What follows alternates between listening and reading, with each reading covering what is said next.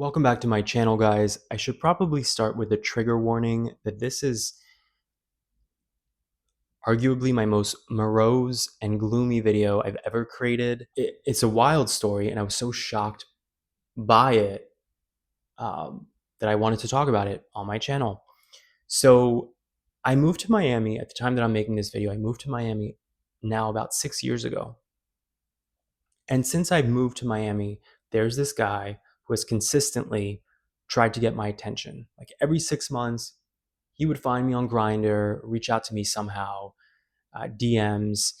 We matched on Bumble once, and I never actually met him. Like I would always push him away because first off, I found out through Bumble that he had adult kids, and that freaked me out because he was my age, mid 30s, and I thought, like, how do you have adult kids? You were having popping out kids at 16? Like, it was just for me, dating somebody with kids is already an intense thought, but like adult kids, like they come with adults too. It was a lot. But more importantly, because he would also reach out on Grindr and would look to hook up and stuff, he just seemed very impulsive. There was something I felt from him that felt very impulsive that concerned me. He definitely was like a street guy, by the way. Just the vibe, the way he dressed, the way he looked, something in his eyes. I just I found him alluring, as a bad boy, but I always kept distance. And yet I always believed that I would meet him at some point, which is bizarre. But I just always thought that at one point I would cave and we would hook up or go on a date or whatever.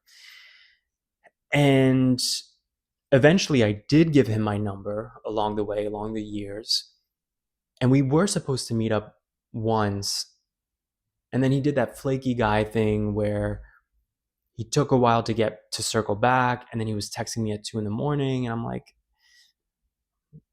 kind of lonely, but not lonely enough because I'm in bed comfortably and it's 2 a.m. kind of thing. So I never ended up meeting him. It was always like almost there and then hesitated and pushed the guy away. And the other day I was running in Miami on the boardwalk, and I thought, oh, whatever happened to that guy? Like, this is the longest span of time that's gone by where I haven't heard from this guy since moving to Miami. And I just assumed he must have started dating somebody because he had always really expressed interest in meeting up with me. So when I came home from my run, I looked him up. Curiosity got the best of me. And I thought, let me see if he's dating somebody. Let me see what he's up to. And on Instagram, the first thing that came up was a memorial post. And I thought, memorial post, like, oh, I guess he must have been tagged in it. Maybe he participated in it. Like, it didn't even click for me. And then another memorial post, and then another. And I finally read it, actually looked at it and realized he passed away. It was about him. This guy I never met, and yet I was still shocked by this information that this face I've seen for years on dating apps, hookup apps, that I've texted around my age, mid 30s, died? Like, what do you mean he died? So then I was like, really scrolling, like, what happened to this guy? I Googled him, couldn't find a reason for his passing, but I did find a post that said he died unexpectedly. And I just feel like when people say that, like when families put out that message, it's usually they want to contain the truth. I feel like dying unexpectedly, that's like code for a drug overdose, for suicide, something along those lines. And it's interesting that my first thought was drugs because he just seemed like a guy who lived that Miami lifestyle. And also when I Googled him, I found out he had a record. He got caught with drugs a couple years ago. So I don't know for sure, obviously, but that's where my mind went. And I just thought, like, that's so tragic. Mid 30s is so young to die. And for him to leave these children, adult children, but children nonetheless, fatherless at that age is just so unfortunate. It's so tragic. And I felt this weird mix of emotions, even though I've never met the guy. And that goes to show you how parasocial these apps and Instagram, like, I feel like it's going to mess with us long term, that I didn't know this guy, and yet somehow I felt I knew him or that I was going to know him at some point, and then to realize that that is officially impossible. That possibility is no longer.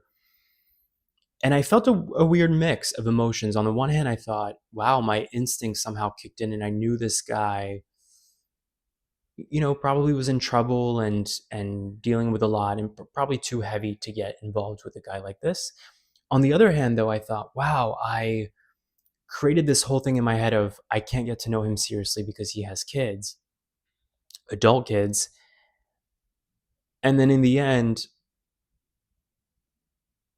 he's no longer here anyway. Like, we create these rules and these parameters. For all I know, we would have had it like a great time. I also feel like we don't talk about mental health enough as a society, especially about uh, gay men's mental health, gay people's mental health.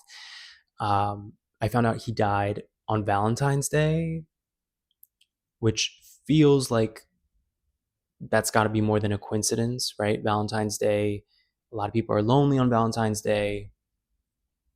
I don't know if people know this, but Christmas, the holidays, end of year, suicide rates always increase because people are lonely during the holidays. They're melancholy, they're reflective, and they're sad. Obviously, I'm making a lot of assumptions here about this guy that I didn't actually know, but those were my first thoughts and my first instincts.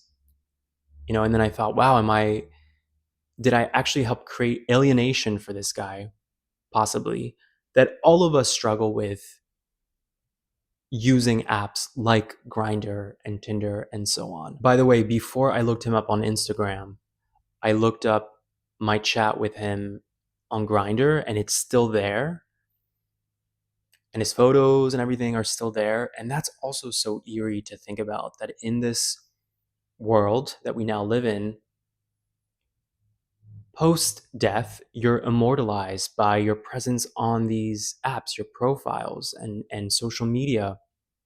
And it's really fucking weird. Like, it's really eerie that somebody who has passed can just show up on your feed, or nobody has taken down their account or knows maybe how to take their account down.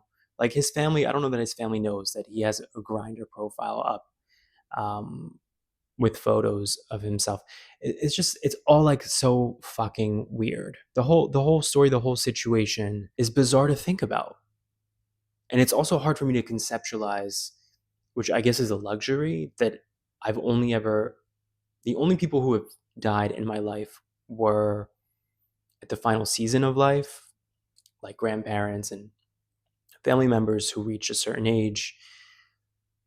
But the concept of a 30 something, robust man just perishing out of nowhere like that it's so tragic. This is now turning into a rant, as most of my videos do. Thank you for watching if you made it this far, and sorry to be a buzzkill. I guess this was a buzzkill video, but I wanted to talk about it. I thought, it's made me think about a few things differently, notably trying to always be compassionate with anybody you talk to on any app, because you never know what somebody's going through. And also maybe to not come from a place of no so quickly with meeting somebody, because you never know when you might not have that opportunity again. We all try to plan our lives and create sort of a narrative of what our lives will look like. And this shows you never know what's going to happen. Thanks for watching, guys. I'll catch you next time.